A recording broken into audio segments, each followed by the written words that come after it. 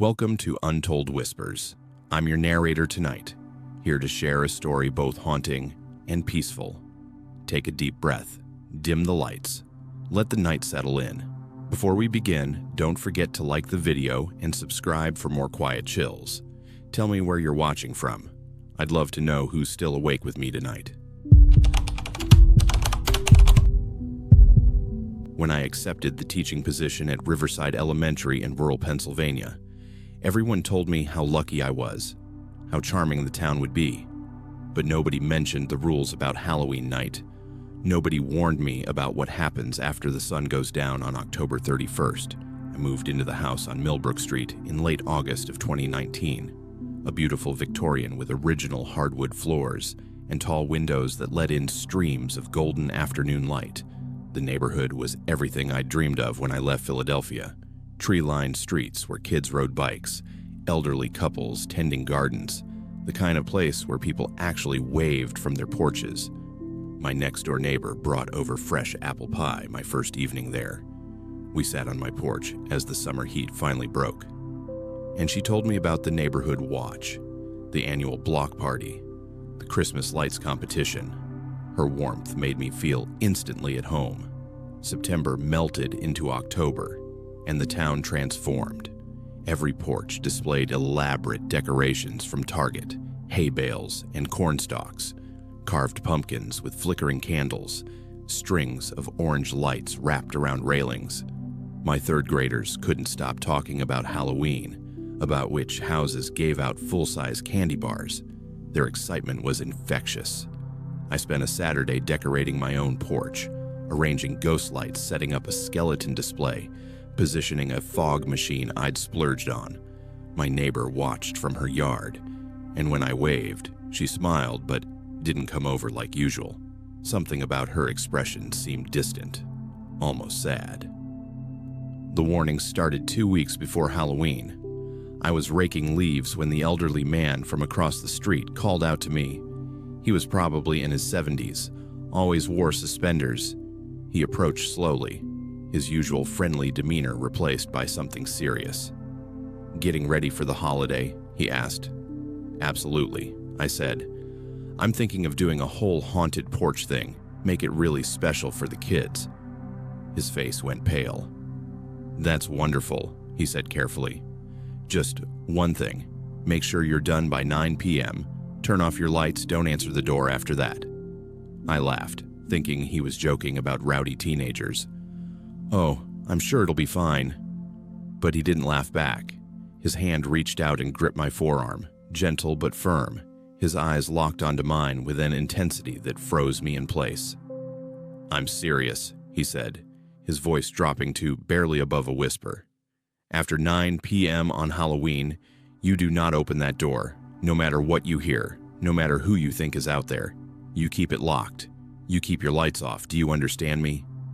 My stomach dropped. This wasn't a joke. This was fear, real and palpable. Over the next few days, similar warnings came from other neighbors. The woman next door, the couple 3 doors down, the young family across the way. Everyone had the same message. Celebrate Halloween but be inside with doors locked by 9 p.m. When I tried to ask why, they gave vague responses about tradition or simply changed the subject.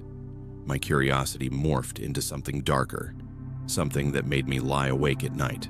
I decided to research at the Riverside Public Library. The librarian greeted me warmly until I asked about the town's Halloween history. Her smile tightened immediately. She directed me to the local history section, a dusty corner filled with bound newspaper archives, then left me alone, but I noticed she kept glancing over. The first hour was uneventful.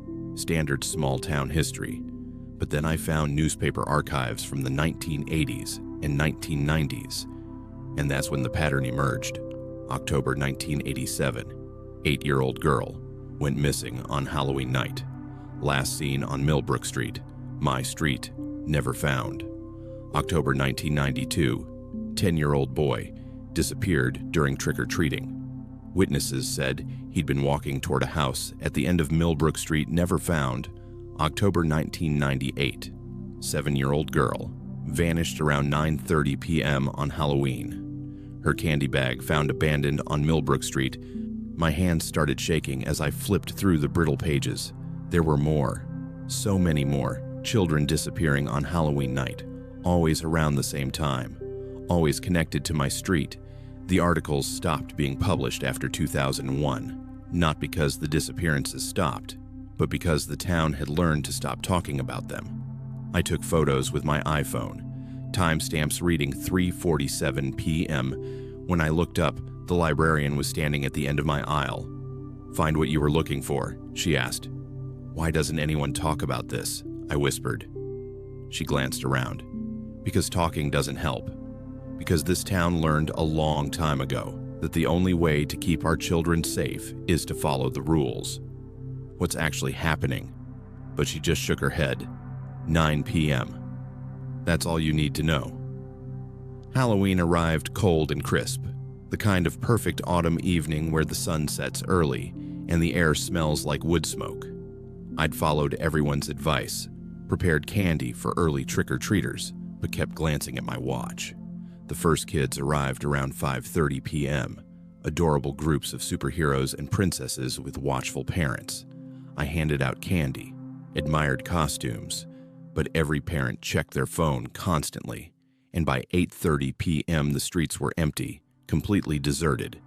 I turned off my porch lights at 8:45 p.m., brought in my decorations, locked my front door. The neighborhood had gone silent, every house dark. It felt post-apocalyptic. At exactly 9:03 p.m., someone knocked on my door. My heart lurched into my throat. I'd been sitting in my living room, lights off, watching TV with the volume low. The knock wasn't aggressive, just 3 gentle taps. I sat frozen, remembering the elderly man's grip on my arm, the librarian's warning. Another knock, slightly louder, then a voice. "Hello? I know you're home. I can see your TV light, please. I need help. My daughter is missing." It was a man's voice, desperate and frightened.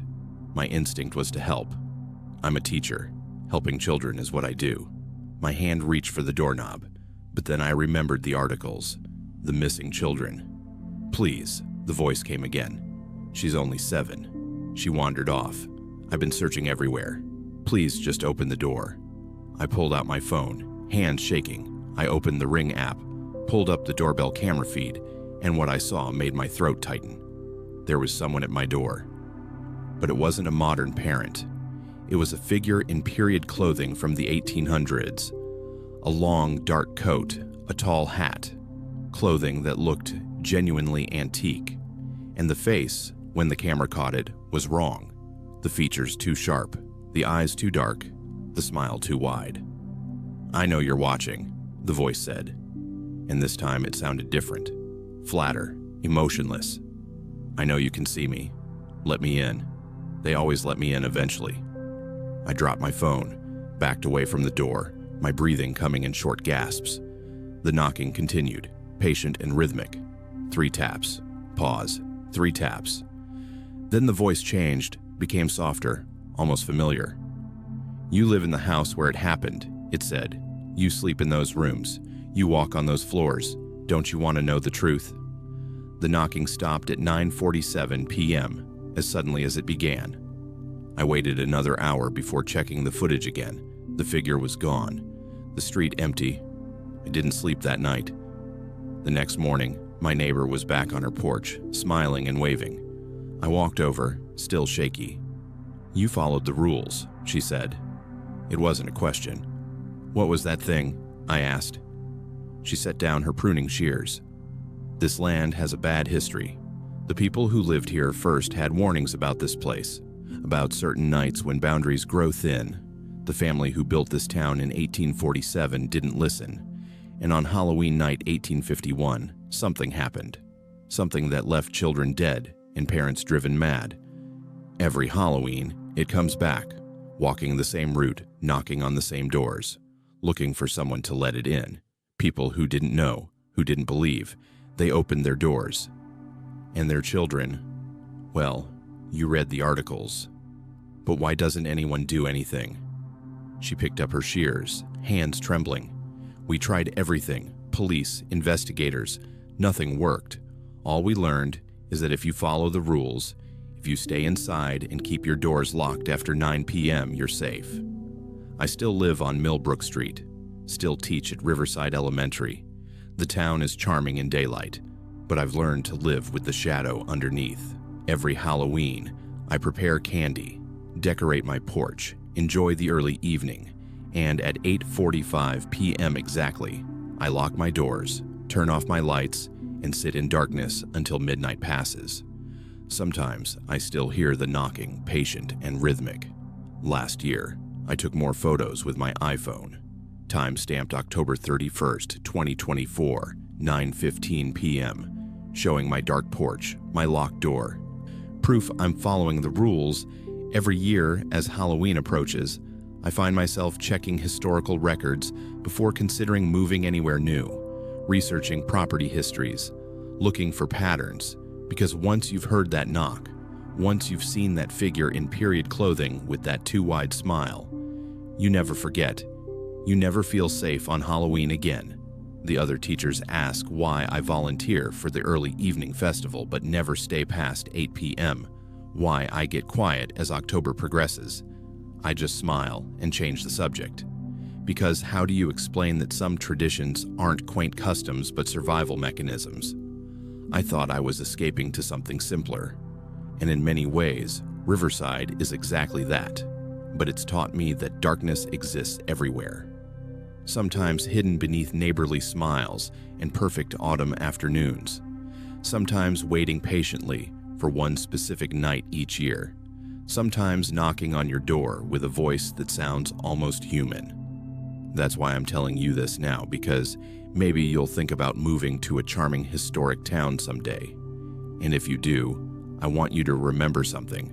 On Halloween night, after 9 p.m., no matter what you hear, no matter who claims to need help, no matter how convincing the voice sounds, keep your door locked, keep your lights off, and whatever you do, don't let it in. Every year since I started working in marketing back in 2015, I've made Halloween my thing, the one night where I could forget about corporate presentations and client meetings and just become someone else entirely. I'd spent months planning my costume for the annual office party in Portland, scrolling through Pinterest boards, sketching ideas, determined to win the costume contest for the third year running. That's how I found the shop on a rainy October afternoon in 2021, tucked between a Thai restaurant and a used bookstore in the Pearl District, the kind of place you'd walk past 100 times without noticing. The windows were dusty, displaying mannequins in Victorian-era clothing that looked genuinely old. Not Halloween store old, but museum-quality antique. A hand-painted sign read, "Vintage Rentals and Curiosities," and something about it pulled me inside. The bell above the door chimed as I entered, and the smell hit me immediately. Mothballs and old fabric, and something else I couldn't quite identify, something that made my throat feel tight. The interior was cramped, racks of clothing pressed so close together, you had to turn sideways to walk between them. Costumes from every era imaginable, flapper dresses and military uniforms, Victorian gowns and 1920s suits. An older man emerged from the back, probably in his 70s, wearing a vest and wire-rimmed glasses that made him look like he belonged in one of his own costumes. He studied me with an expression I couldn't read, somewhere between curiosity and concern. "Looking for something specific?" he asked, his voice soft. "Something unique," I said, excitement building in my chest. "Something nobody else will have. I want to win this year's contest." He nodded slowly, then disappeared into the back again.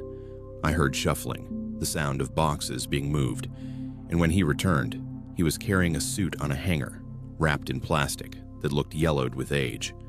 The suit was incredible, midnight blue with subtle pinstripes, clearly from the 1940s. The fabric felt expensive, even through the plastic. The cut was sharp, tailored in a way modern suits never quite captured. It was perfect, exactly the kind of thing that would photograph amazingly at the party. "This is exactly what I need," I said, reaching for it. but he pulled it back slightly, his jaw tightening, his eyes meeting mine with an intensity that made me pause. "This particular piece," he said carefully, "has been returned 7 times. I laughed. "Because it's too good? Everyone else chickens out of something this nice?" "No," he said, and he wasn't smiling. "Because of incidents." The word hung in the air between us, heavy and strange.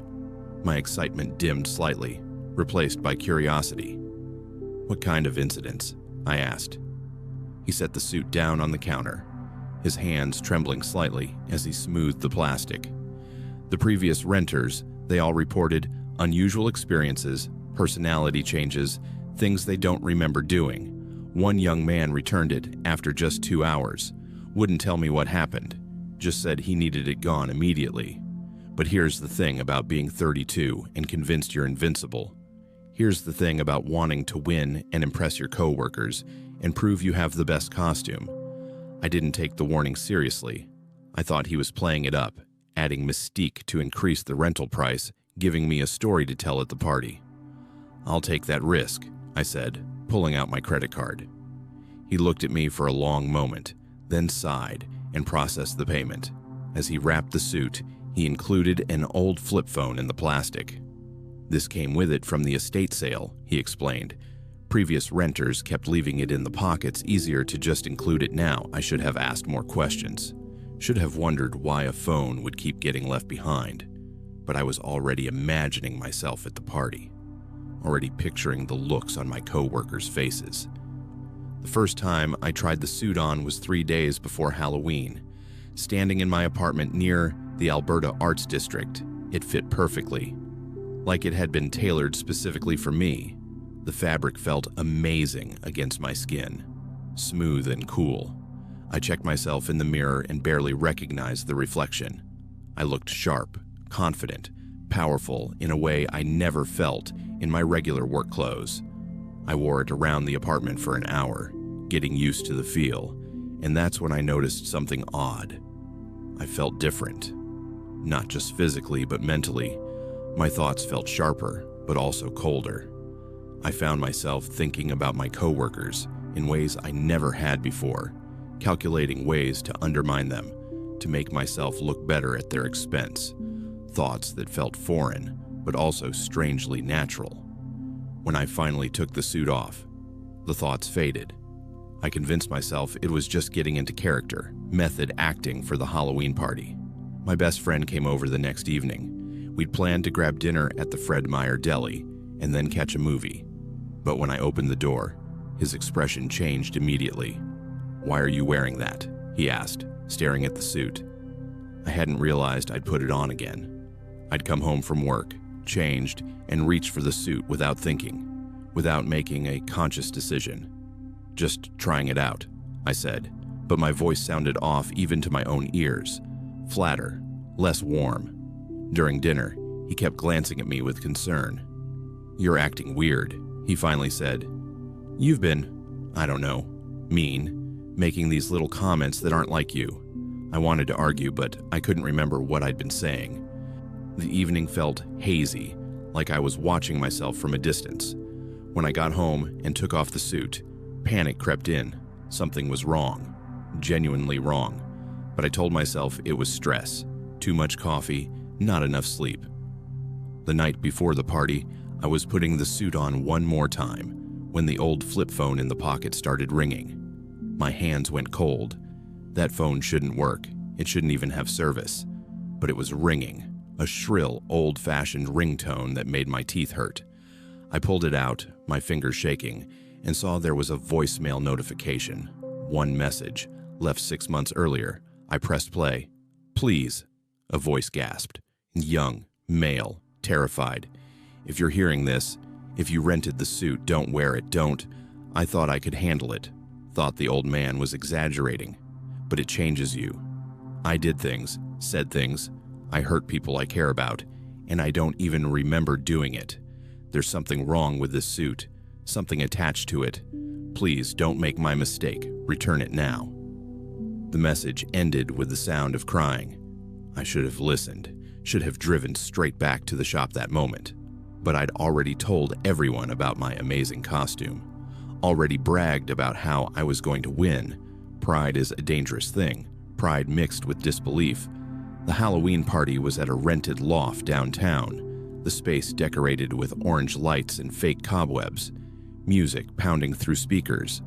My co-workers already drinking and laughing when I arrived.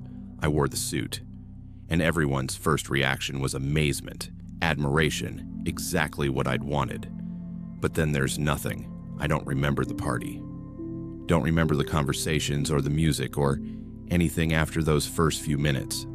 The next thing I knew, I was waking up in my apartment at 3 a.m., still wearing the suit, my knuckles bruised, my throat raw like I'd been screaming. My phone was filled with texts, dozens of them, from coworkers, from friends, all saying variations of the same thing. What's wrong with you? Why would you say that? I can't believe you did that. There were photos, too, sent by people at the party. Photos of me that I don't remember being taken in them.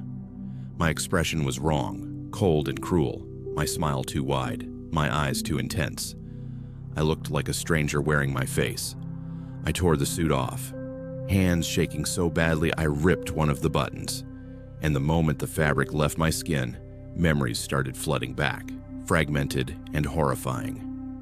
I'd said terrible things to people I cared about, revealed secrets I'd been trusted with, laughed at pain, caused scenes. I'd become someone else entirely, someone hateful. I drove to the vintage shop at dawn, still shaking, still fighting down panic. The owner was already there. Unlocking the door, he took one look at my face and nodded, like he'd expected this. Estate sale from 2019, he said, as I handed back the suit. Belonged to a man who worked in finance during the 1940s. Successful, ruthless, destroyed countless lives for profit. When he died, some of that remained. Why do you still rent it? I whispered, my voice breaking. Because people don't believe warnings, he said simply. Because pride makes us think we're different, special, immune. I tell everyone what happened. Every single renter. And they all think they'll be fine. I've tried to repair the damage I caused at that party, sent apologies, tried to explain. But how do you explain possession through clothing? How do you make people understand you weren't yourself? Some co-workers accepted my apologies. Most didn't. My best friend barely speaks to me now. Says he can't forget the things I said. The way I looked at him. The photos from that night haunt me. I've deleted them from my phone, but I can still see them when I close my eyes. That stranger with my face. That cold smile. Those calculating eyes. Sometimes I wonder if parts of whatever was in that suit stayed with me. If I'm fully myself again. Or if something changed permanently. I don't celebrate Halloween anymore. Don't go to parties, don't dress up. The vintage shop is still there in the Pearl District. Still renting that midnight blue suit to people who think they're different. Who think warnings don't apply to them. And somewhere, that old flip phone is still collecting voicemails. Warnings from people who learned too late that some things are better left unworn. That some costumes don't just change how you look, they change who you are. Being a single mother and working night shifts as a nurse meant I relied heavily on my gated community in suburban Atlanta, the kind of place with a guardhouse and speed bumps and neighbors who actually knew each other's names. When we moved into Riverside Meadows subdivision in early 2020, I finally felt like my daughter and I had found somewhere safe, somewhere I could work my 12-hour shifts at the hospital without constantly worrying about her. The neighborhood had an active Nextdoor app, dozens of posts daily about lost cats and garage sale announcements and recommendations for lawn services. I checked it religiously, scrolling through updates during my breaks at work, feeling connected to the community even when I wasn't physically there. It made me feel less alone, less like I was failing at this whole single-parent thing. October arrived, and my daughter couldn't stop talking about Halloween. She'd picked out her costume months in advance, a character from some animated movie I'd watched with her a dozen times. We'd gone to Walmart together, walking through the costume aisle until she found the perfect one. bright colors, and a little cape. She wore it around the house constantly, practicing her trick-or-treat voice, counting down the days. That's when the posts started appearing on Nextdoor. A user called Halloween Helper in 2020s began posting about organizing the neighborhood's trick-or-treating routes, mapping out which streets had the best decorations, which houses were participating, what times would be safest for different age groups. At first, it seemed genuinely helpful, the kind of thing a concerned neighbor would do. Routes for ages 5 to 7 should start at Magnolia Drive and work clockwise. One post read, "Best candy houses marked on attached map, optimal time, 6:30, 7:45 p.m. Other parents commented with gratitude, thanking him for taking the time. Several mothers mentioned their children's costume choices in the comments, discussing which characters their kids would be. I almost commented too, but something made me hesitate. Some instinct I couldn't quite name. Then Halloween Helper Tween Aween Tunti posted something that made my stomach drop. Special note for the little one in the princess costume from the new animated movie. Your route should include the cul-de-sac on Birch Lane. They're giving out full-size candy bars this year. I read it 3 times, my hands starting to shake, because I hadn't posted anything about my daughter's costume. Hadn't mentioned it anywhere on the app, hadn't shared photos, or discussed our plans. The only place the costume existed was in my house, and in the Walmart we'd visited 3 weeks earlier.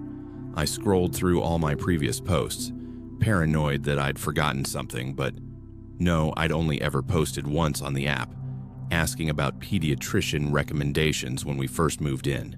Never mentioned Halloween. Never mentioned my daughter's age or her costume or anything. My next post was carefully worded, asking Halloween Helper 2020 how he knew about specific costumes when parents hadn't shared that information, asking if maybe he was confusing neighborhoods. His response came within minutes. Just trying to help. I've seen kids practicing in their yards. Such a great costume choice for your daughter. She's going to have so much fun. But here's what made my throat tighten. We didn't have a front yard. Our unit backed up to the woods, and my daughter only wore her costume inside. I'd been strict about that, not wanting it to get dirty before the actual night. I tried to tell myself I was being paranoid, that maybe he'd seen us at Walmart, that it was a coincidence. But the fear sat heavy in my chest, making it hard to breathe. During my shifts, I started checking the app obsessively, watching for more posts, and they kept coming. The single mom on Oakwood Court should have her daughter trick-or-treat between 6:45 and 7:15. Another post said, "That's when the neighborhood is most active and safest." That was my address, Oakwood Court, and those times were oddly specific. How did he know I was a single mother? How did he know when I'd planned to take my daughter out? I posted in the Neighborhood Moms group, a private subset of the Nextdoor app, asking if anyone else was concerned about Halloween Helper 2020's detailed posts. The responses were dismissive. "He's just being helpful," one mother wrote. "Why are you being so paranoid?" Another asked, "This is a gated community. We're all safe here." But I couldn't shake it, couldn't ignore the fear that was growing with each passing day. I started digging into his profile, clicking through every post he'd ever made, going back months. Most were innocuous, comments about neighborhood maintenance, weather observations. But then I noticed a pattern. He commented frequently on posts from single mothers. Always friendly, always helpful, always paying attention to details about their children. I took screenshots, documented everything, the specific times he mentioned, the details he shouldn't have known, the focus on single-parent households. Then I did something that felt extreme but necessary. I called the non-emergency police line. The officer who took my report was patient but skeptical. "Has he threatened you?" she asked. "No," I admitted. "Has he approached your daughter?" "No." "Has he done anything illegal?" "Not that I know of." She took down the information, but I could hear the doubt in her voice. Another paranoid mother seeing danger where there was only community helpfulness.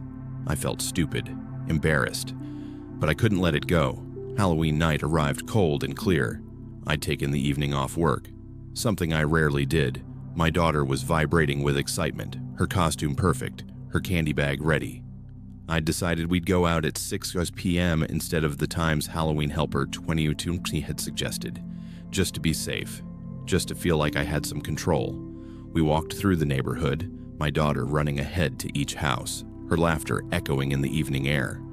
I kept my phone in my hand, Nextdoor app open, watching for any new posts, watching the other families, watching everything. That's when I saw him.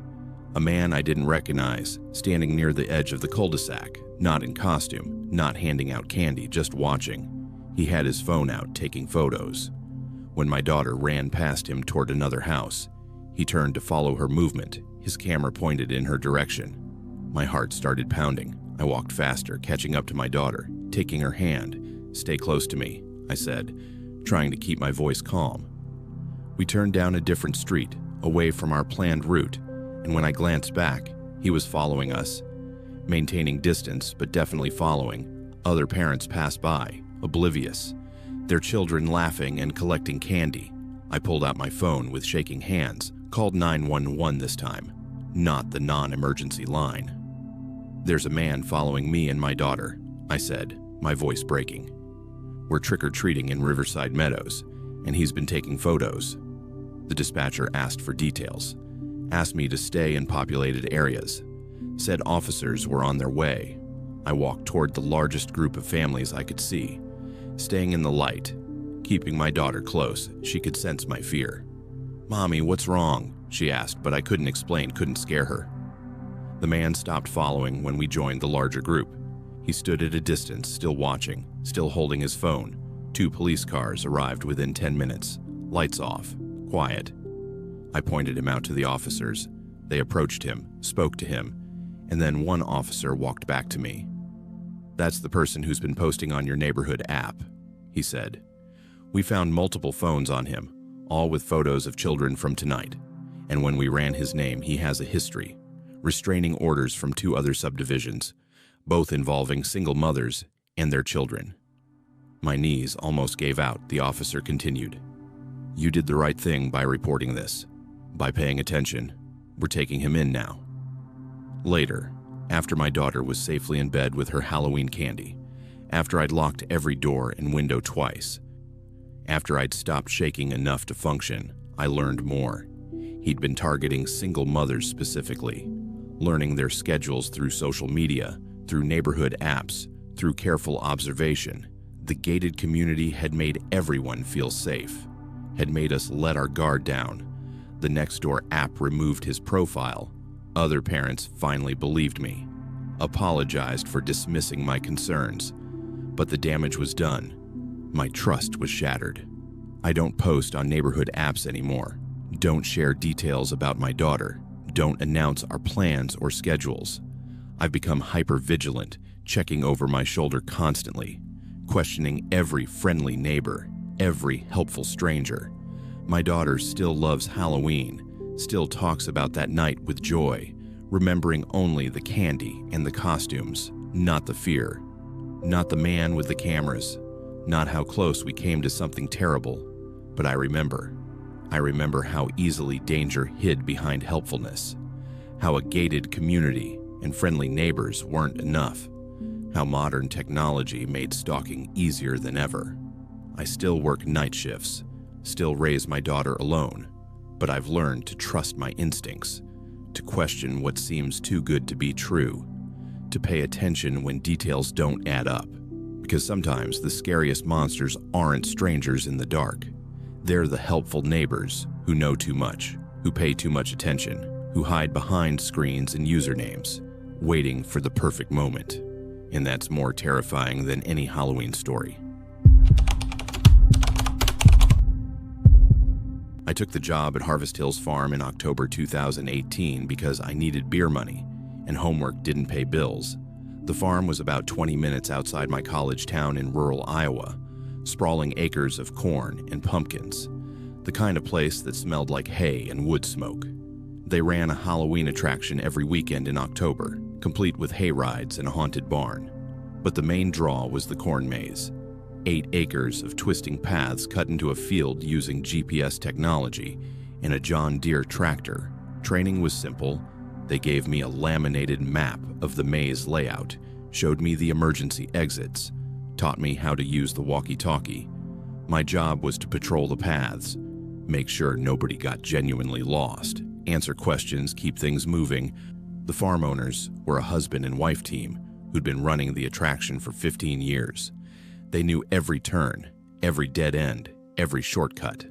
I memorized that map within 2 days, walked the maze so many times I could navigate it blindfolded.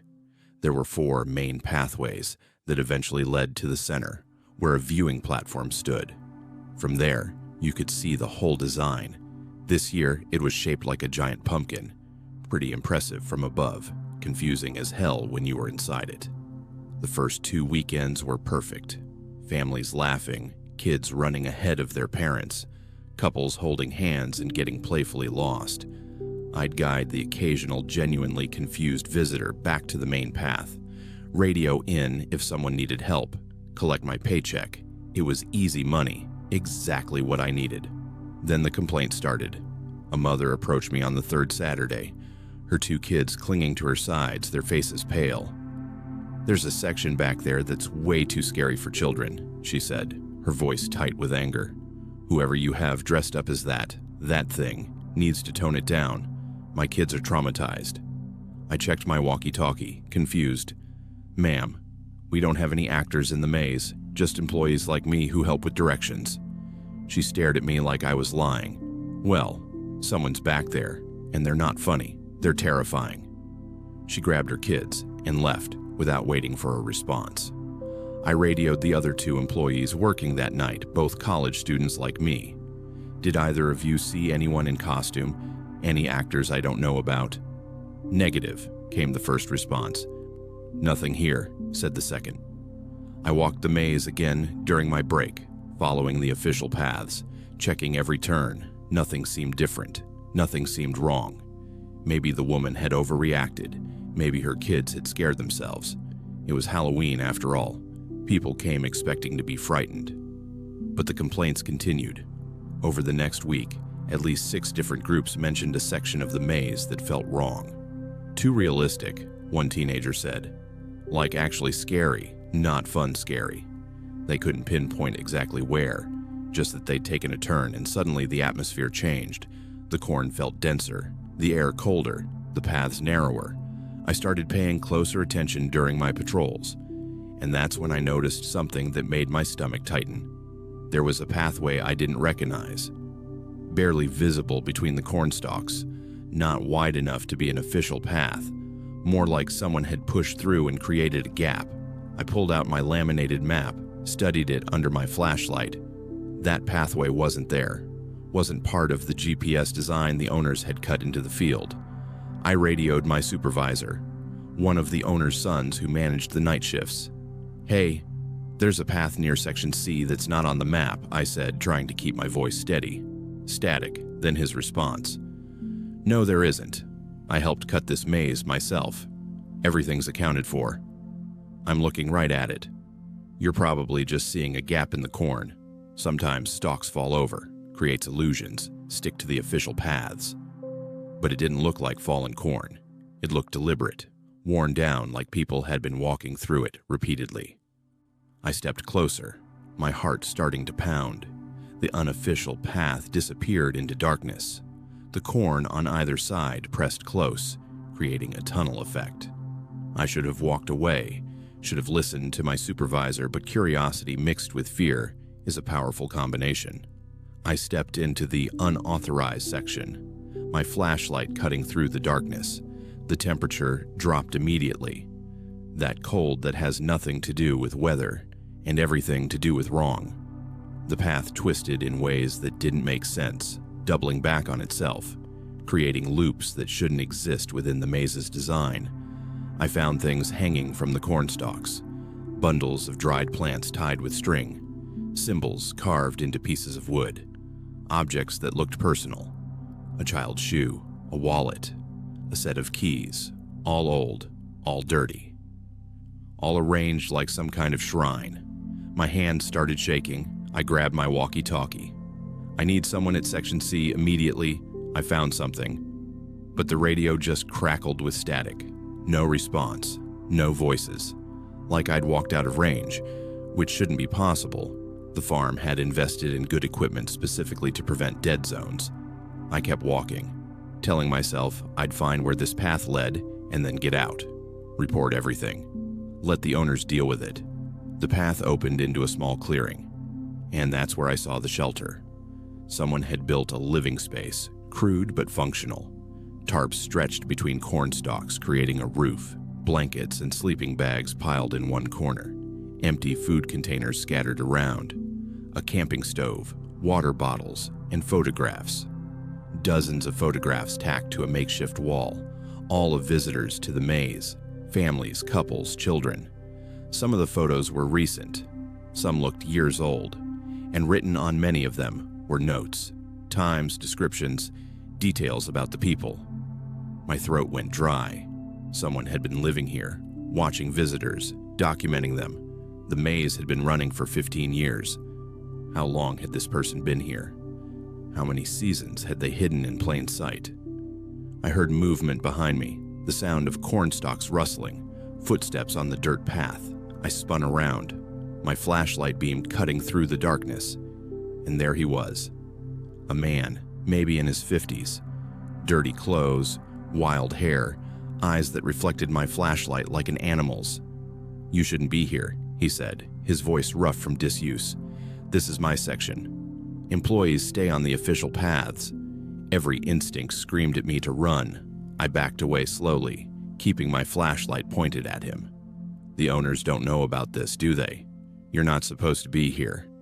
He smiled, and that smile made my blood run cold. "I've been here longer than those owners.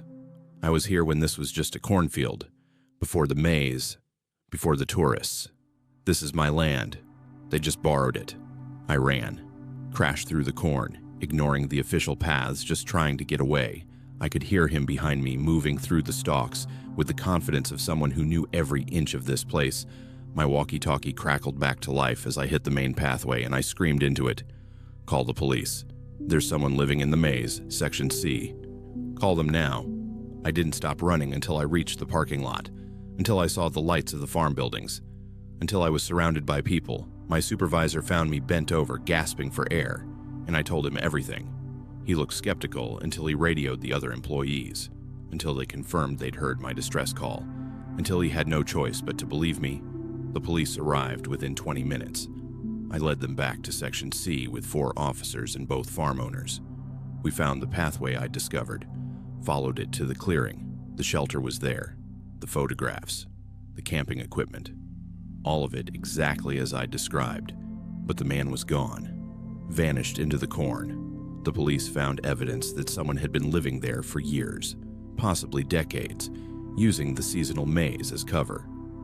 Appearing only during October when the farm was busy and distracted, the photographs dated back to 2003. Hundreds of images of visitors, especially children. Some of the people in older photos had been reported missing from nearby counties. Cases that had gone cold, never solved. They shut down the maze immediately, started a full investigation, brought in cadaver dogs, searched the entire 8-acre field. I gave my statement, described the man, helped with a sketch artist, but they never found him. He knew that land too well, knew how to disappear. I quit that night. Couldn't imagine going back. Couldn't imagine walking those paths again, knowing what had been hiding there. The farm reopened the next season with a completely redesigned maze. New layout, new security measures, cameras everywhere. But I never went back. I can't work seasonal jobs anymore. Can't walk through Halloween attractions without my hands starting to shake. Every time I see a cornfield, I wonder what might be hiding in it. Who might be watching from between the stalks? What unofficial paths might exist just out of sight? The worst part is knowing he's still out there somewhere. Still watching, still documenting, still finding places to hide in plain sight. 'Cause rural Iowa has thousands of cornfields, hundreds of farms, endless places for someone to disappear into and wait for October to come around again. I still have nightmares about that clearing, about those photographs, about his smile when he told me the land was his. Sometimes I wonder how many other attractions have unauthorized sections. How many other employees have noticed something wrong but convinced themselves it was nothing? Because that's the thing about fear.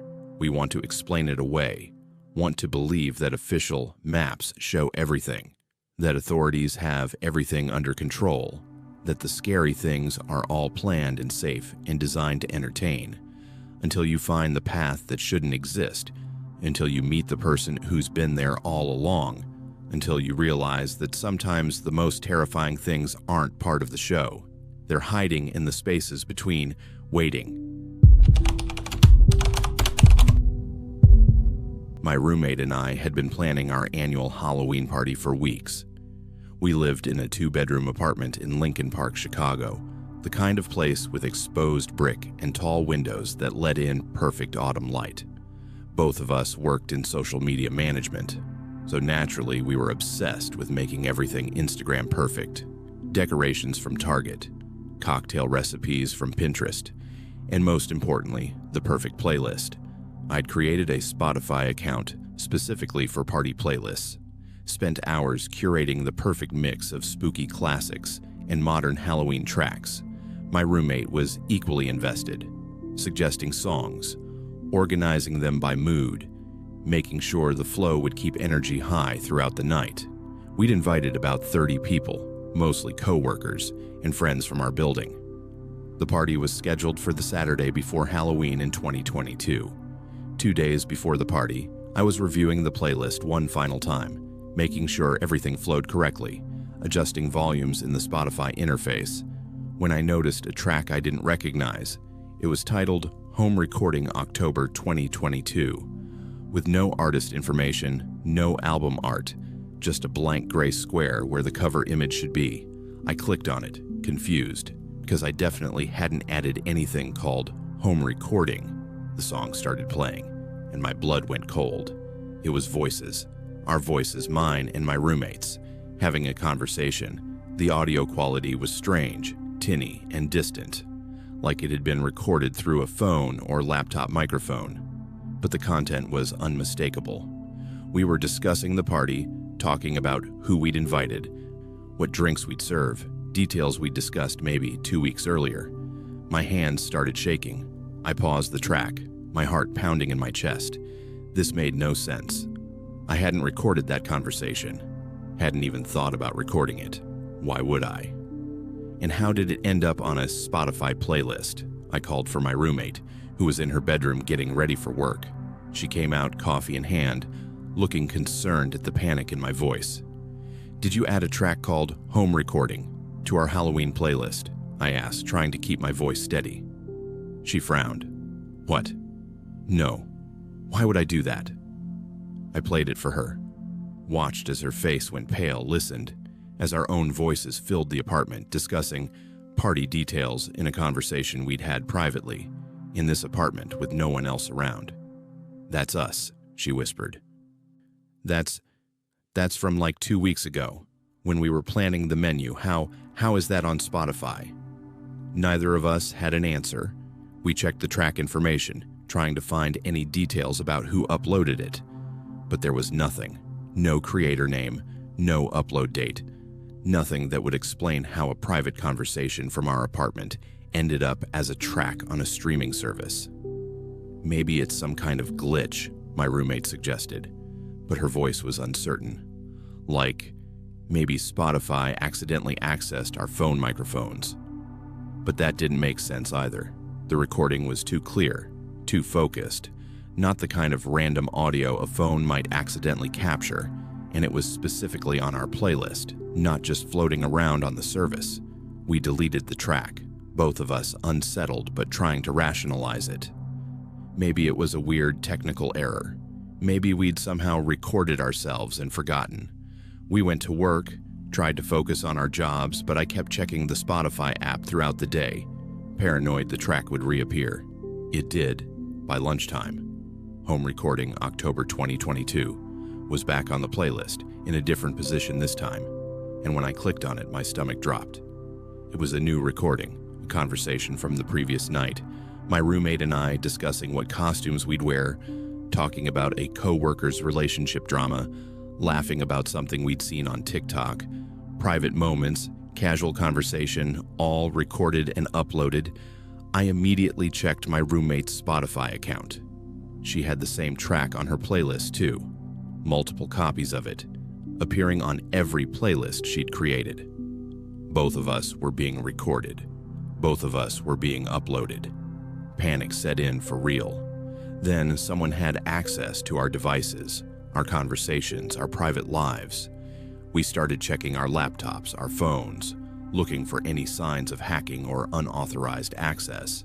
I ran antivirus software, changed all my passwords, covered my laptop camera with tape from the Best Buy receipt still sitting on my counter.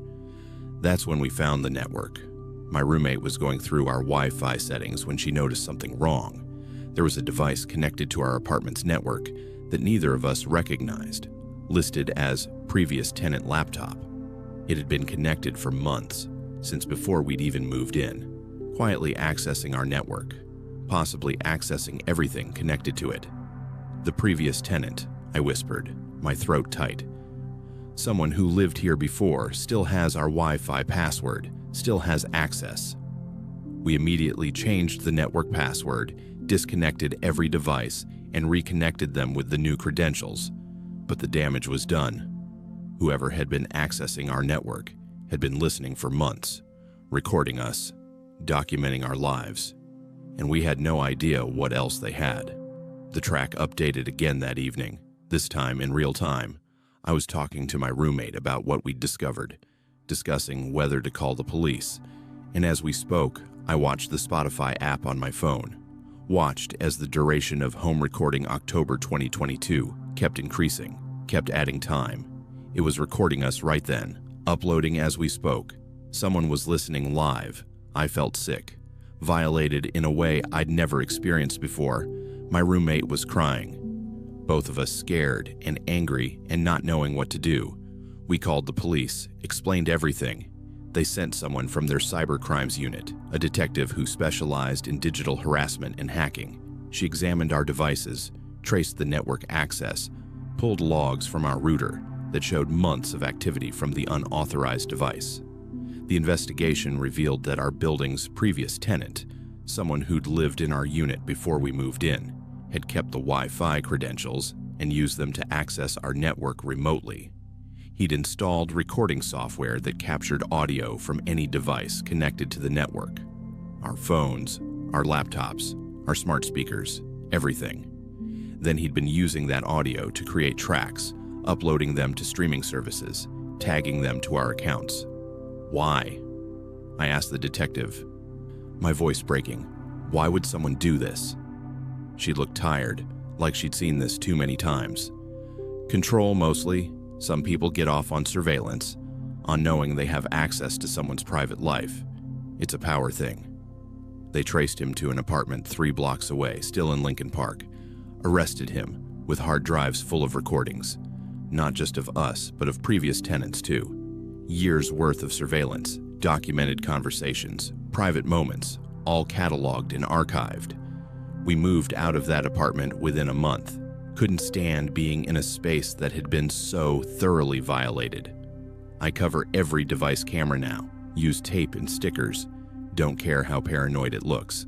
I've changed every password I've ever used, enabled 2-factor authentication on everything, become hyper-vigilant about network security. The Halloween party never happened. We canceled it. Couldn't imagine celebrating after discovering we'd been recorded for months. Our friends understood. Most of them were horrified when we explained.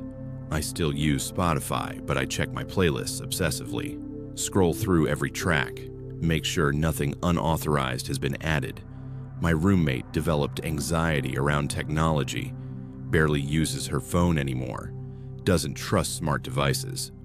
The worst part is knowing how long it went on without us noticing, how many private conversations were recorded, how many intimate moments were documented by a stranger.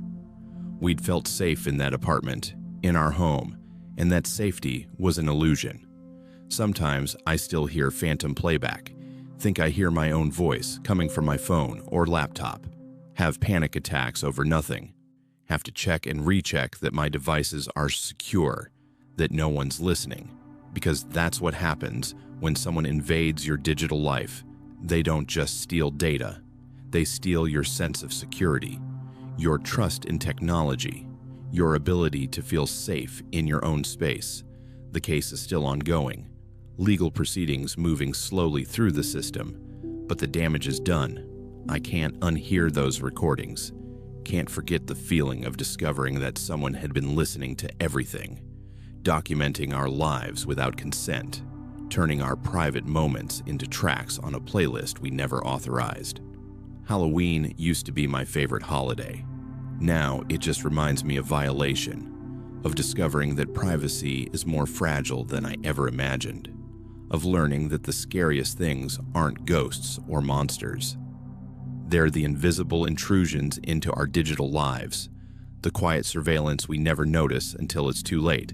And every time I see a device with an uncovered camera, every time I connect to a Wi-Fi network, every time I use a streaming service, I remember and I check. Because now I know how easily someone can access your life, how simple it is to record and document and violate, and that knowledge never goes away.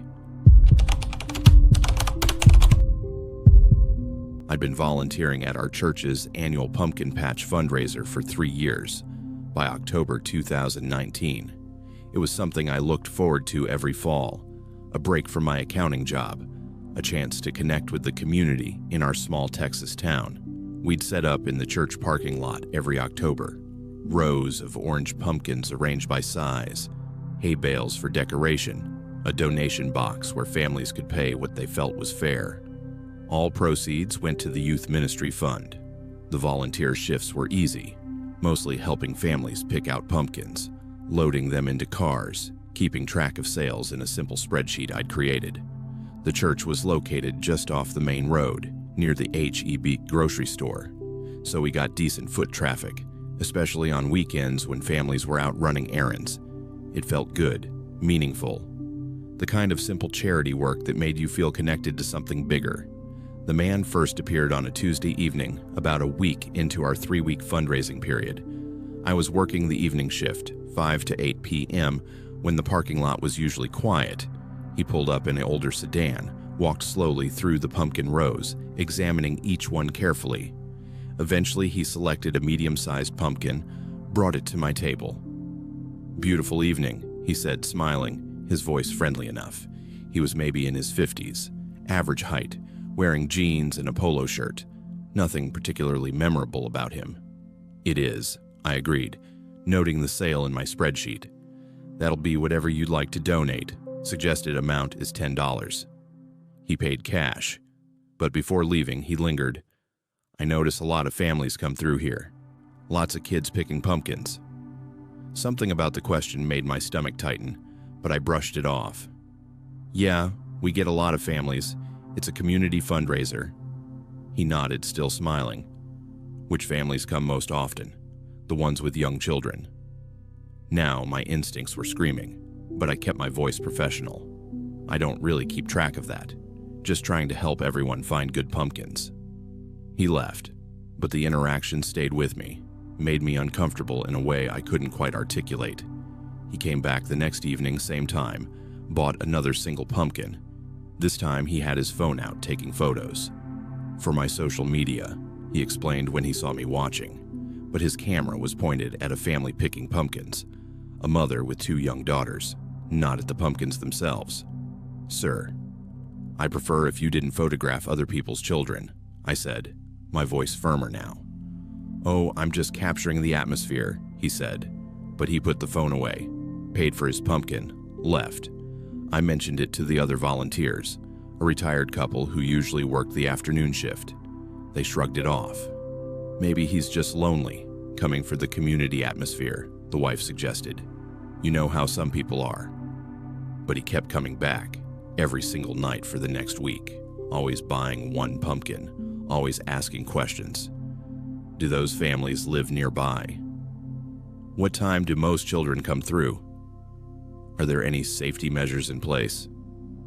I started documenting his visits in my spreadsheet, noting the times, the questions he asked, the way he'd watch families from his car before approaching.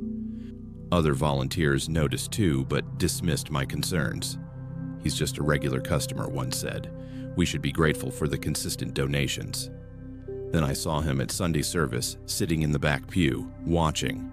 I'd been attending this church for 5 years and had never seen him before. He wasn't participating in worship, wasn't singing or praying, just observing, his eyes following families with children. After service, I watched him approach a mother in the parking lot, saw him bend down to talk to her young son, saw her politely pull her child closer and walk away quickly. Something was very wrong, and no one else seemed to see it. I started paying closer attention during my pumpkin patch shifts. Noticed he'd park across the street sometimes, watching from his car. Noticed he'd follow families after they left, driving slowly behind them for a few blocks before turning off. I took photos of his license plate with my phone, felt paranoid, but couldn't ignore my gut anymore. On the second Saturday during our busiest afternoon, I watched him approach a child who'd wandered away from her parents. Saw him kneel down, start talking to her. My heart started racing. I immediately walked over. "Can I help you find your parents, sweetheart?" I said to the child, ignoring him, keeping myself between them. The girl's mother appeared seconds later, panic on her face. "There you are." She grabbed her daughter's hand. The man stood up, smiled. I was just making sure she was okay.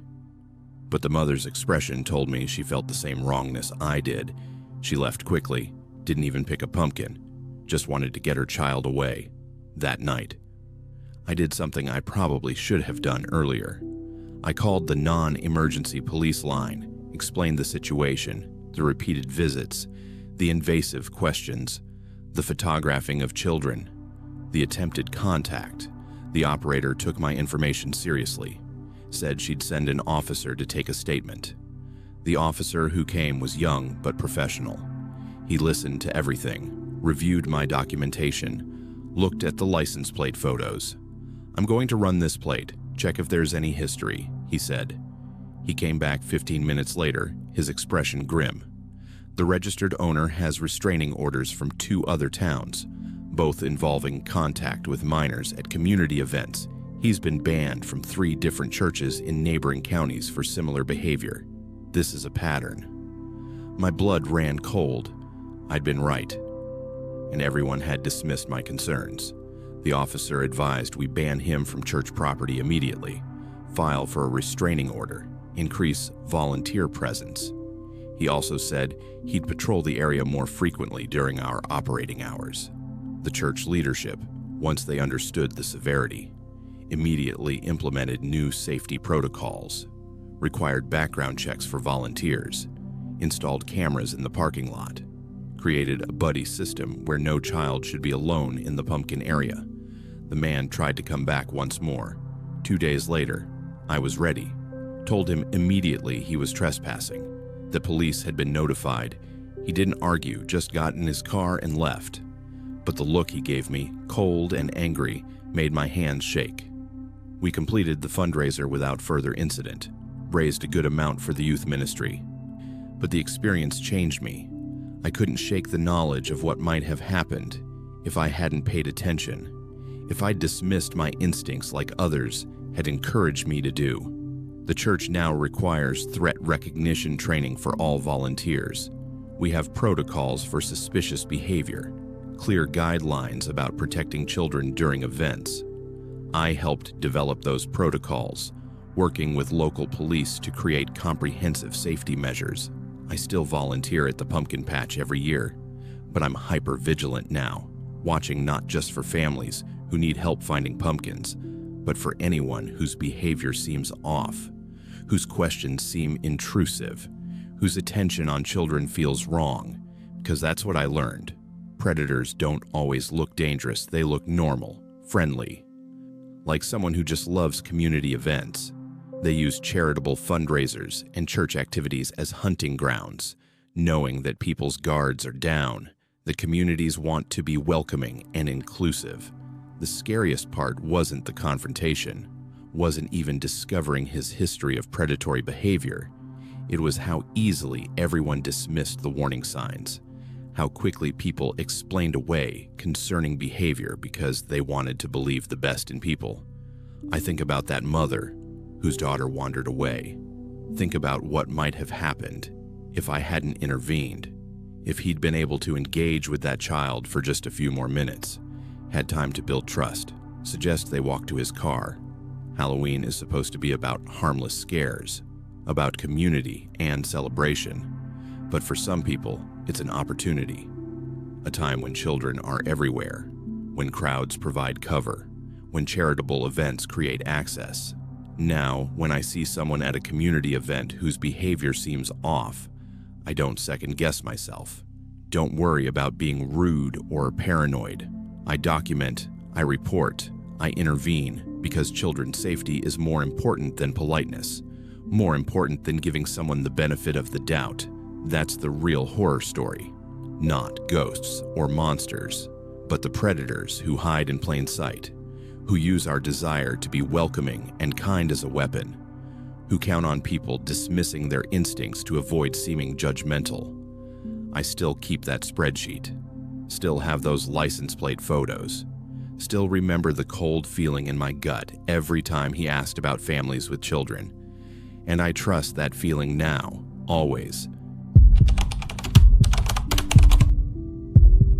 I installed the Ring doorbell in September 2023, right after moving into my new rental in a quiet Phoenix suburb. Working from home as a graphic designer meant I was alone most days, and the smart home security felt like a good investment, something that would make me feel safer in a new city where I didn't know my neighbors yet. I'd spent an afternoon at Home Depot, picking out the system, reading reviews on my phone, choosing the model with the best motion detection features. The setup was easy. Download the app, connect to Wi-Fi, adjust the motion zones to avoid false alerts from cars passing on the street. I tested it a few times, walked past my own door, watched the notifications pop up on my phone, saw myself on the footage. It worked perfectly, exactly what I needed. Halloween fell on a Tuesday that year. I prepared a bowl of candy, set it on a small table by my door with a "Take one please" sign. Figured I'd monitor it through the Ring app while working, make sure kids weren't taking the whole bowl. The motion alert started around 5 p.m. Groups of costumed children approaching, taking candy, their parents waving at the camera. It was charming, exactly the kind of neighborhood experience I'd hoped for when I moved here. Then at 6:47 p.m., my phone buzzed with a motion alert. I glanced at the notification while finishing a client project, saw someone was at my door. But when I opened the app to check the live feed, what I saw made my stomach drop. There was a person standing at my door, completely still, not in costume, just regular clothes, jeans, and a dark hoodie, facing the camera directly, not moving, not reaching for candy, not ringing the doorbell, just standing there, staring at the lens. I watched for maybe 30 seconds, waiting for them to do something, take candy, knock, leave, anything. But they remained motionless, the Ring app timestamp ticking forward, their face partially obscured by the hood, but clearly visible enough to see they were focused on the camera itself. My heart started beating faster. I stood up from my desk, walked toward my front door, listened. I could hear trick-or-treaters on the street, voices and laughter, but nothing from directly outside my door. I checked the app again. The person was still there, hadn't moved. I didn't open the door. Something about the stillness felt wrong, felt threatening in a way I couldn't articulate. Instead, I stayed inside, watching through the app, my hands trembling as I held my phone. After about 4 minutes, they finally moved, but not to leave. They leaned closer to the camera, their face filling the screen, and I realized with horror that their lips were moving. They were saying something, mouthing words at the camera, but the Ring's audio wasn't picking it up clearly over the street noise. Then they straightened, looked directly at where they knew the camera lens was, and stood motionless again for another 5 minutes, then 10, then 15. My motion alerts kept pinging. Other trick-or-treaters approaching, walking around this person to get to my candy bowl. and the figure just stood there, occasionally shifting position but never leaving, never acknowledging the other people, just waiting. At 7:28 p.m., 41 minutes after they first appeared, they finally walked away, slow and deliberate. Down my driveway, I watched them on the camera until they disappeared from view. My entire body was shaking. I locked my front door, checked all my windows, closed my blinds. I tried to convince myself it was nothing. Maybe someone's idea of a Halloween prank. Maybe they were high or confused. But the deliberateness of it, the way they'd stared at the camera, the mouthed words I couldn't understand, it all felt calculated, purposeful. I worked late that night, too anxious to sleep, kept checking the Ring app, jumping at every motion alert, but they were all just regular trick-or-treaters, families with kids, teenagers in groups, nobody else standing motionless at my door. The next morning, I reviewed all the footage from Halloween night. That's when I noticed something that made my blood run cold. The person had come back multiple times throughout the evening at 8:15 p.m., standing for 12 minutes, at 9:03 p.m., standing for 8 minutes, at 10:34 p.m. after trick-or-treating had ended, and the streets were quiet, standing for 23 minutes in complete darkness. Just the Ring's night vision capturing their figure. And in each video, they were doing the same thing, studying my door, looking at the frame, the lock, the hinges, occasionally mouthing words at the camera, testing how long they could stand there before I responded, which I never did. I'd been working, hadn't checked the app after that first long appearance. I started going through the footage more carefully, using the Ring app's timeline feature to scroll through the night. That's when I saw them at my neighbors' doors too. The same pattern, standing motionless, studying, testing. They'd gone to at least 4 other houses on my street, all single-story homes like mine, all with Ring doorbells visible, all appearing to live alone based on the one car in each driveway. My hands were shaking as I saved all the footage, downloaded the clips to my phone. I walked to my neighbor's house. A woman about my age who I'd met briefly when I moved in rang her doorbell. "Did you check your Ring footage from last night?" I asked when she answered, specifically around 7 p.m. Her face went pale. "You had someone too? Standing there for like half an hour?" We compared footage. Hers showed the same person, same behavior, standing motionless, studying her door, mouthing words at the camera.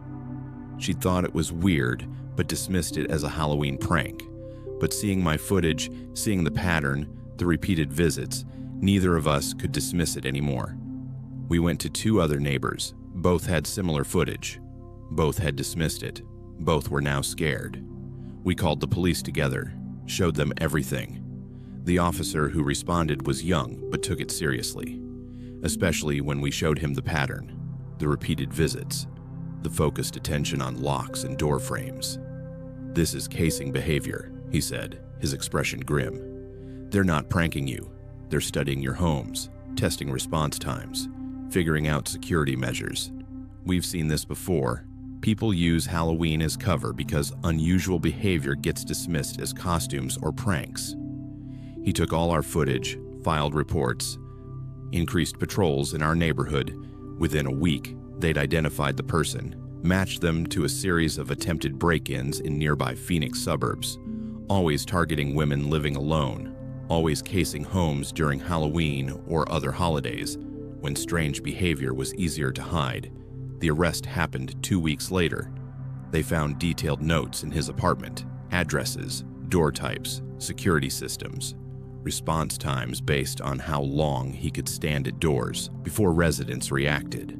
We'd all been targets, all selected specifically because we lived alone, had visible Ring doorbells that he could use to study our awareness patterns. I installed a full security system after that, not just a doorbell, but cameras, window sensors, professional monitoring, spent hundreds more at Home Depot. Didn't care about the cost. Couldn't shake the image of him standing at my door, testing me, planning. I can't trust doorbell alerts the same way anymore. Every motion notification makes my heart race.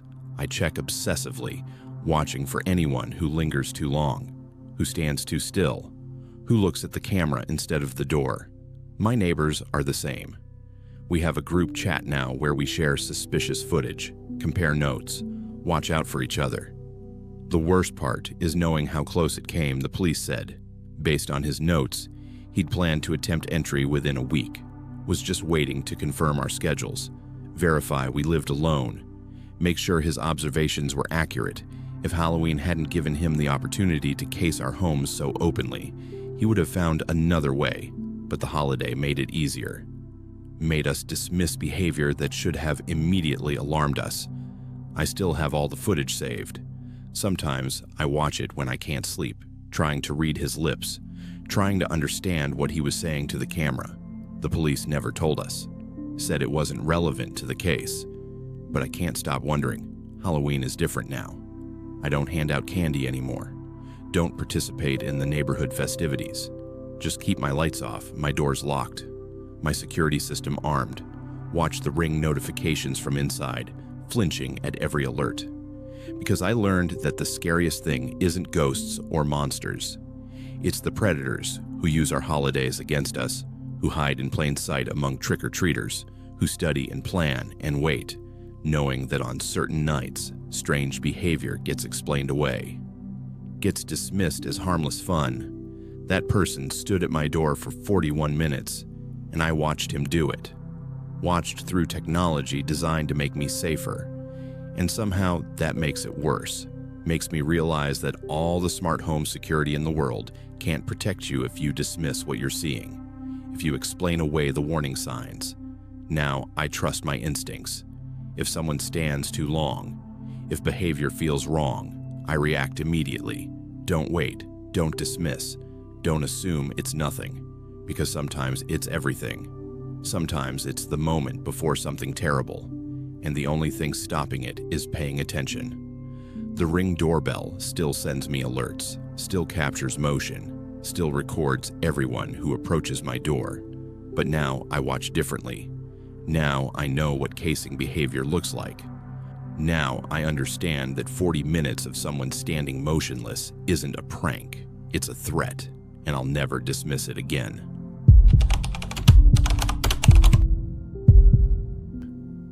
The mandatory Halloween party was scheduled for 3 p.m. on Friday, October 29, 2021. Our IT department, on the 14th floor of a downtown Seattle office building, had exactly 12 employees, and none of us were particularly excited about corporate team building disguised as holiday celebration. But attendance wasn't optional. The invite had been clear about that, so we all showed up in varying degrees of costume, mostly just orange shirts or witch hats. Nothing elaborate. The conference room had been decorated with streamers and plastic spiders, a table laden with grocery store cupcakes and punch. Someone had created a Halloween playlist that looped generic spooky sound effects. It was exactly as awkward as every other mandatory office party. 12 IT specialists standing around making small talk, checking our phones.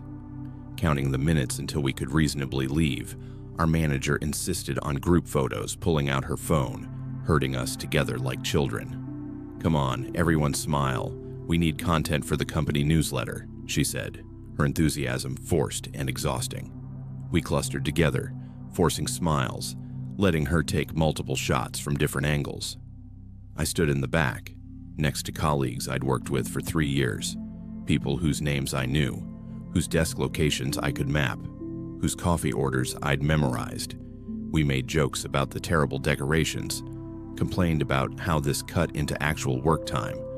Then finally, the manager declared we'd fulfilled our party obligations and we could return to our desks. That's when things got weird. One of my co-workers, a woman who sat 2 cubicles from mine, approached me about an hour later. "Hey, who was that guy standing next to you in the photos?" she asked, her expression confused. "What guy?" I said, "I was standing between you and the systems analyst." "No, there was someone else," she insisted. "I didn't recognize him, figured maybe he was from a different floor. But it was weird because I thought only our department was invited." I pulled up the company's internal social platform where our manager had already posted the party photos, scrolled through them, and my stomach dropped.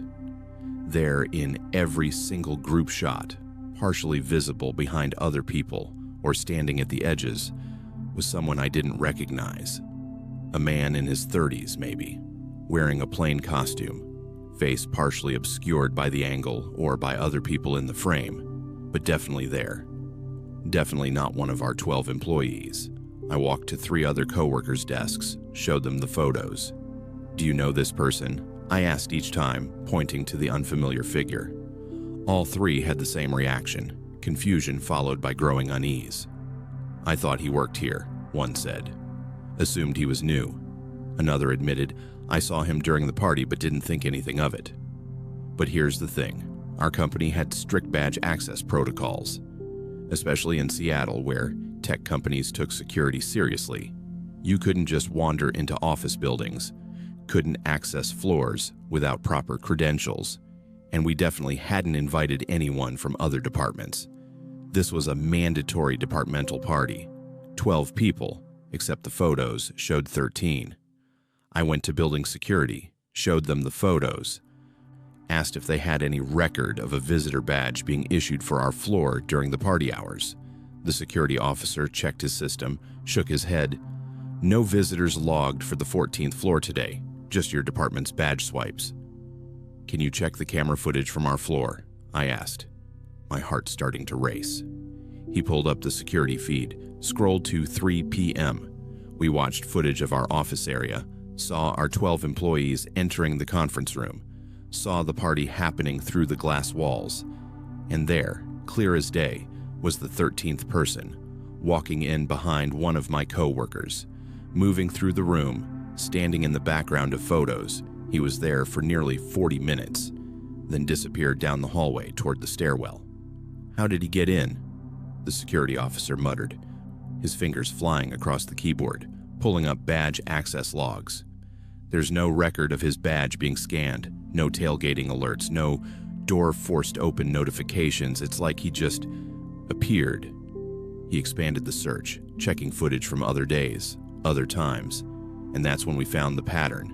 The same person had been in our building multiple times over the past month, always on our floor, always during business hours, when people were moving around, always managing to avoid direct camera angles.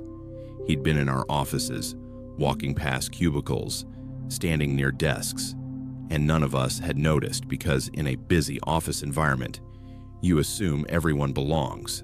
The security officer called the police, escalated to his supervisor. Within an hour, we had building management, corporate security, and 2 detectives in the conference room reviewing everything. They pulled comprehensive access logs, checked every entry point, reviewed weeks of footage. What they discovered made my blood run cold. The person in the photos was a former employee, someone who'd been terminated 6 months earlier for inappropriate conduct. He'd somehow maintained access to the building, either through a cloned badge or a security vulnerability. And he'd been coming back, regularly, watching us, documenting us. The Halloween party had just been his most brazen appearance. They found evidence on his computer later, after his arrest. Photos of our office spanning months, notes about our schedules, our routines, detailed observations about who worked late, who came in early, who dated whom. He'd been systematically surveilling us. And the Halloween party had been his chance to get close, to be in group photos, to insert himself back into the workplace that had rejected him. The company implemented a complete security overhaul, new badge systems, facial recognition at entry points, regular audits of access credentials. They hired consultants to identify and fix the vulnerability he'd exploited. But the damage to our sense of safety was done. I can't look at group photos the same way anymore, always scanning the backgrounds, counting faces, making sure everyone belongs. My coworkers are the same. We've developed a paranoid habit of checking over our shoulders, of noticing strangers on our floor, of questioning whether people should be where they are. The worst part is knowing how long it went on unnoticed. He'd been in our space for months, walking past us, standing near us, watching us work, and we'd all just assumed he belonged. assumed that someone in an office building during business hours must have a legitimate reason to be there. Halloween doesn't feel fun anymore. Corporate parties feel threatening. The idea that someone could hide in plain sight among co-workers, that costumes and decorations could provide cover for surveillance. It's changed how I think about workplace safety, about who to trust, about what's normal. The photos are still on the company's internal platform. They never deleted them. And sometimes late at night, when I'm working from home now, I pull them up, zoom in on that figure in the background, try to remember if I saw him, if I walked past him, if we made eye contact. The not knowing haunts me. The realization that I was being watched and had no idea. We don't do mandatory Halloween parties anymore. Corporate decided the liability wasn't worth it. Now, October passes quietly in our office. No decorations, no celebrations. Just the normal routine of work. Maybe that's better.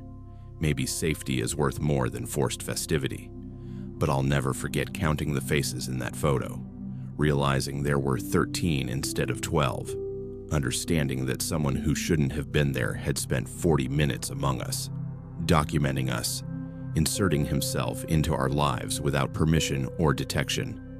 That's the real horror, not knowing who's watching, not recognizing the threat until you see photographic evidence, understanding that all the badge systems and security protocols in the world can't protect you if someone's determined enough, clever enough, patient enough.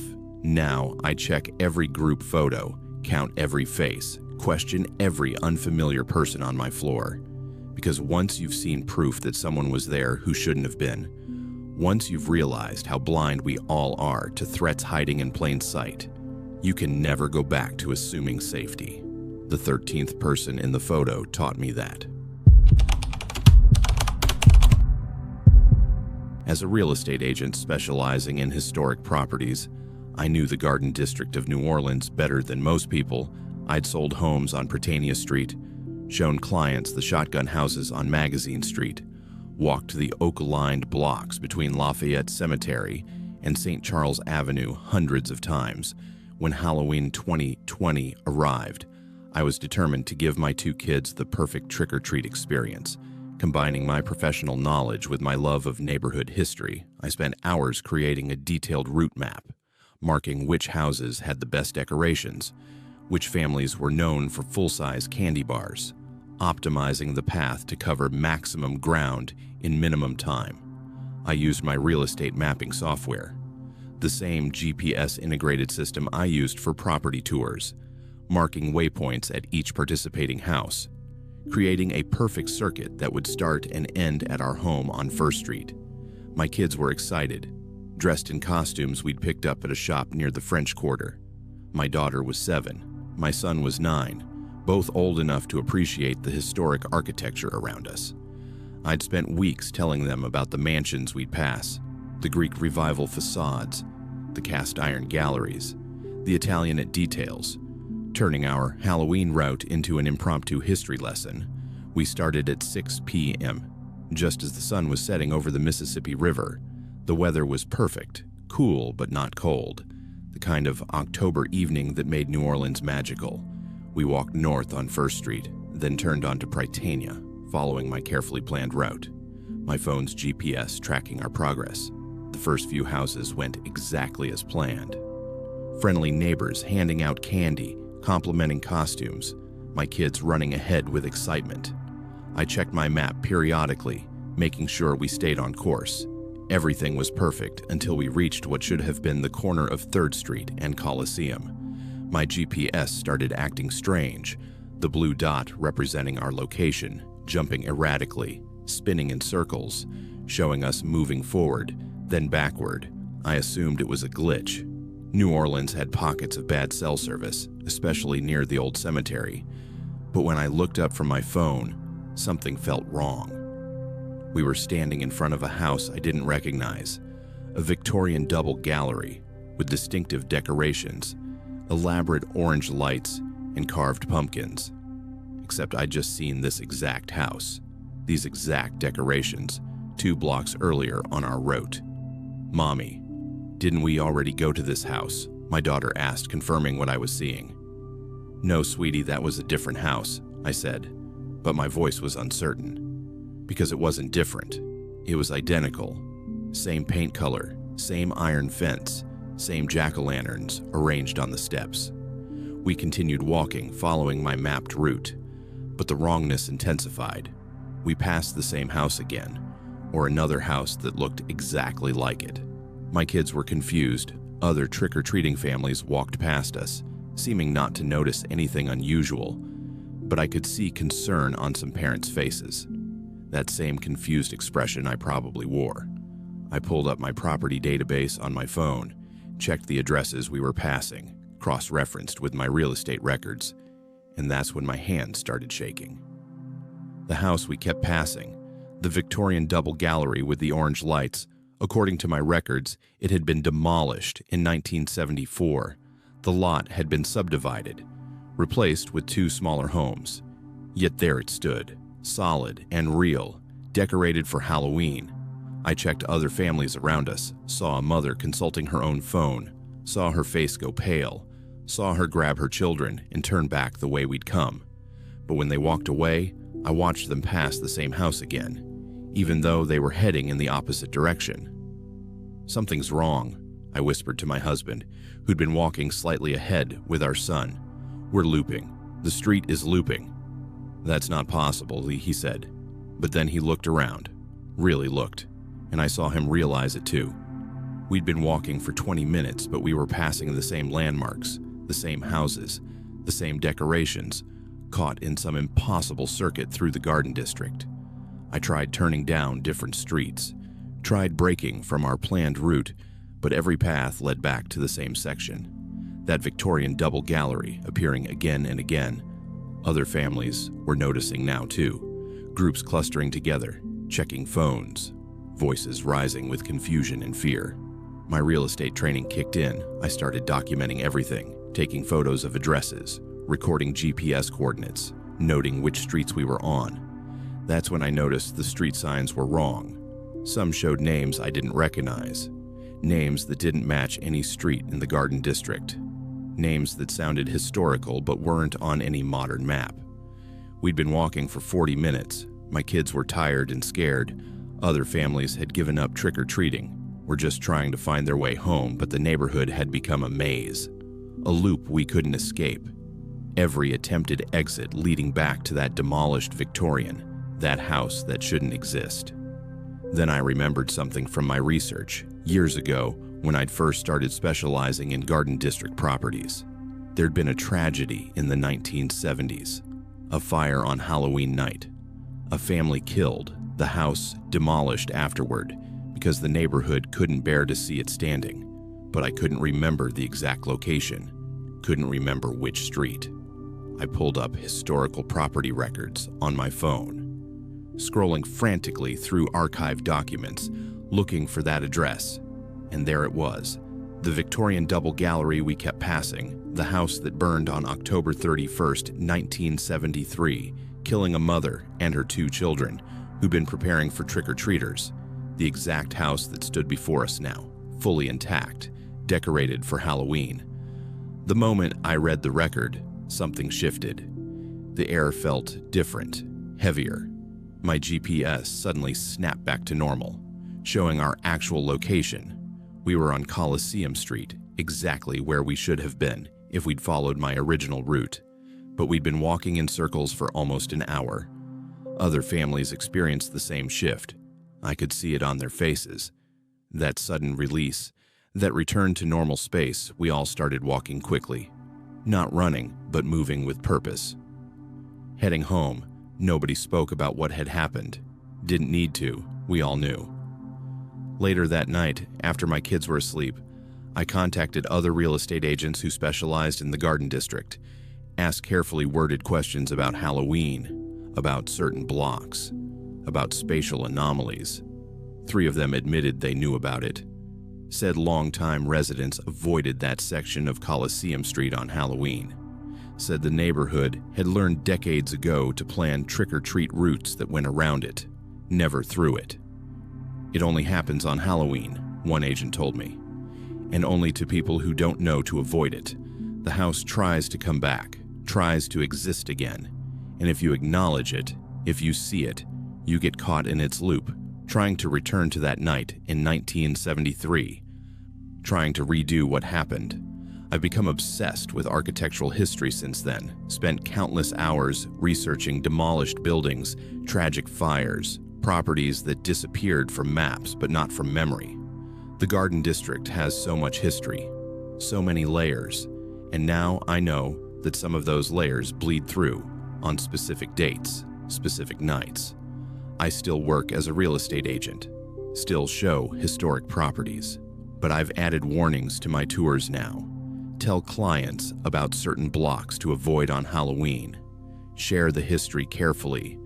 Watch for the ones who dismiss it as superstition, because those are the ones who will experience it themselves, who'll find themselves walking in loops, passing demolished houses, caught between what is and what was.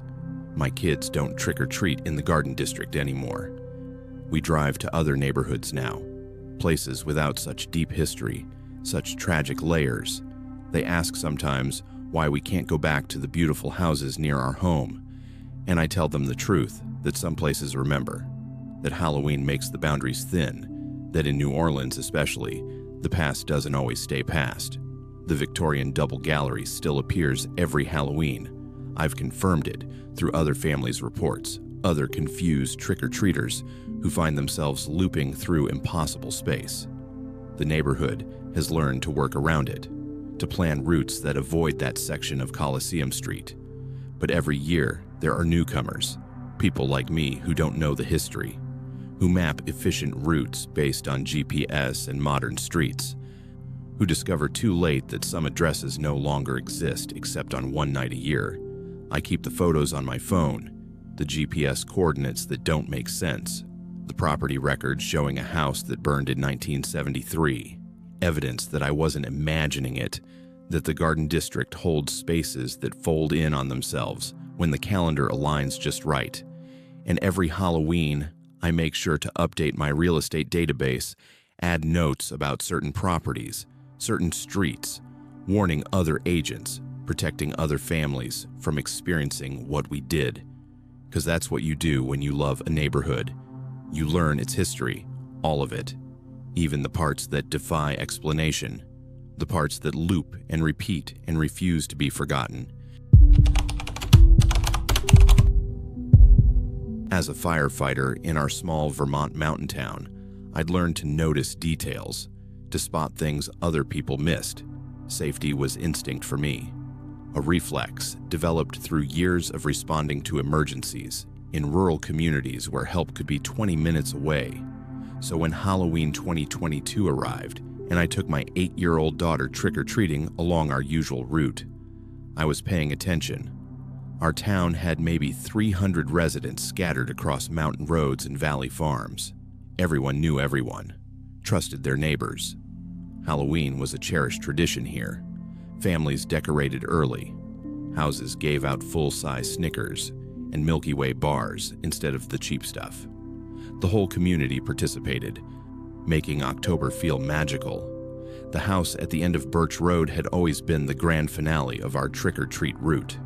A beautiful craftsman-style home owned by a retired psychologist who'd moved here from Boston about 5 years earlier. He was friendly, active in community events, known for giving out the best candy and setting up elaborate decorations. His yard was always the most impressive, full-size animatronics and professional-grade haunted house elements that made kids squeal with delight. My daughter was excited as we walked up his driveway around 7 p.m., her Reese's peanut butter cup haul already impressive.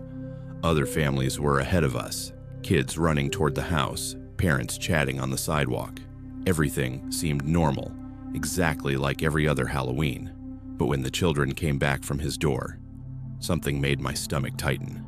They were quiet, subdued in a way that didn't match the earlier excitement. Their eyes looked different, distant, like they'd seen something that drained their joy. I watched my daughter approach the house, saw the homeowner greet her warmly, saw her disappear inside for what felt like too long, maybe 3 or 4 minutes when every other house took 30 seconds. When she came back, she was holding full-size candy bars, but her expression had changed, that bright Halloween excitement replaced by something flat and empty. "Did you have fun?" I asked, kneeling down to her level. "Yes," she said, but her voice was monotone, mechanical, not at all like her usual animated chatter. We walked home, and she didn't mention Halloween once, didn't sort her candy like usual, didn't beg to eat just one more piece before bed. She just went to her room, quiet and withdrawn. I tried to tell myself she was tired, that trick-or-treating had worn her out, but the next morning, she still wasn't herself. She knew things she shouldn't know, mentioned details about house fires that I'd never discussed with her, talked about burn patterns, and smoke inhalation with clinical precision that made my blood run cold.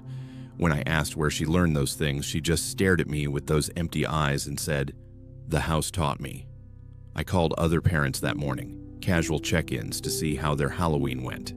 Every single one reported the same thing: personality changes in their children after visiting the last house, kids having nightmares about being trapped, about fear experiments, about someone showing them videos of scared people.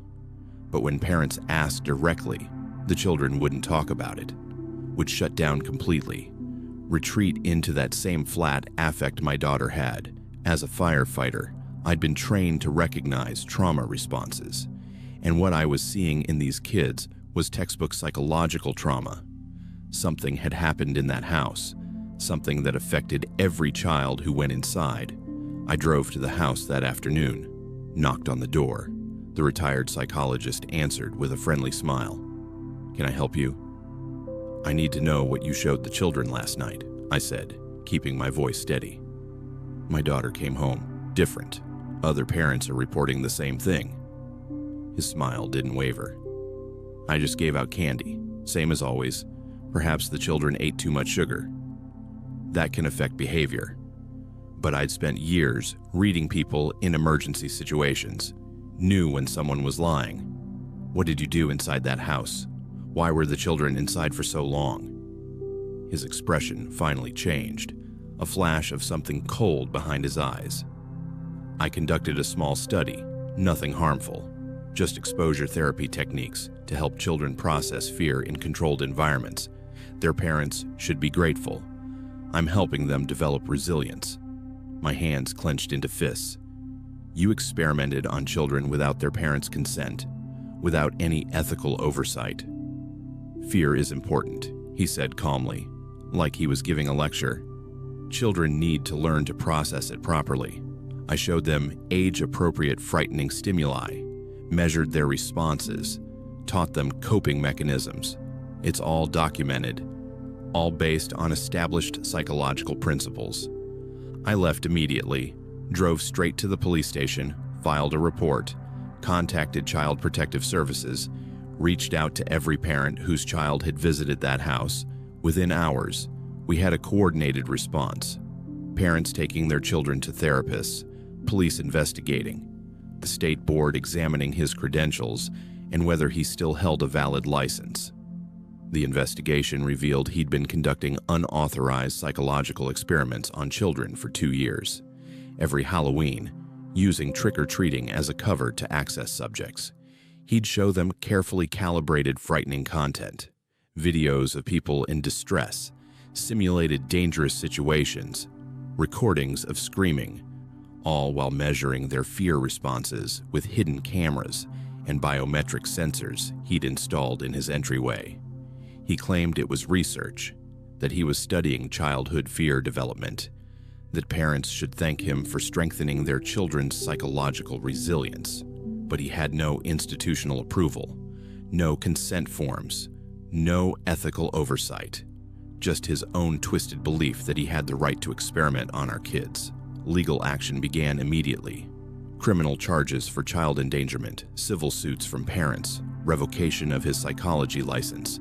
He was arrested, released on bail, became a pariah in our small community where everyone had trusted him, where we'd let our children walk into his house believing he was just a generous neighbor.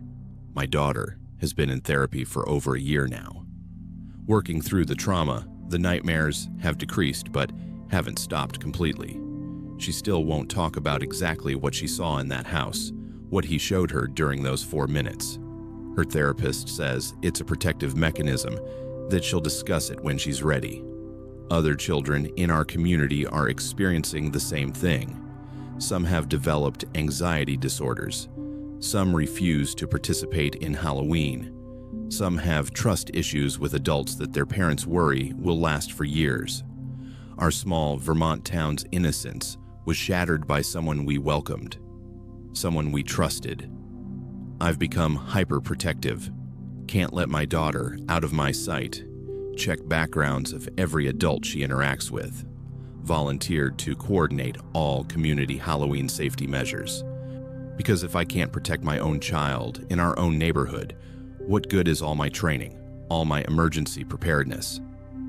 The house at the end of Birch Road sits empty now, for sale, but no one's buying it. Everyone knows what happened there, what was done to our children. Sometimes I drive past and feel rage so intense, I have to pull over. Have to remind myself that revenge won't help my daughter heal, won't undo what he did. The trial is still ongoing. His lawyers arguing that his methods were sound, that no physical harm occurred, that the psychological effects are being exaggerated. But I've seen the therapy bills, the medication adjustments, the children who still flinch at Halloween decorations, the parents who can't sleep because they hear their kids screaming from nightmares. This Halloween, our town is doing trunk or treat in the fire station parking lot instead. Controlled environment, vetted volunteers, children never out of sight. We've lost something precious.